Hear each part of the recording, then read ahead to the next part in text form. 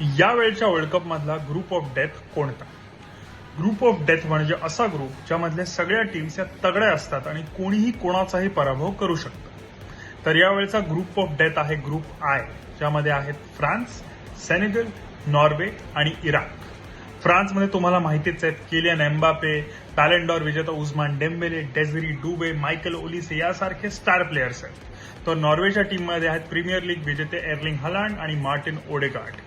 सेनेगलच्या टीममध्ये आहेत premier league विजेता साडिओ माने, इस्माइला सार आणि अद्रिसा गानागे. इराकची टीम जरी या सगळ्यांच्या तुलनेत फारच कमकुवत वाटत असली तरी त्यांच्या टीममध्ये सुद्धा झिदान इक्बाल सारखा एक प्रॉमिसिंग यंग प्लेअर आहे.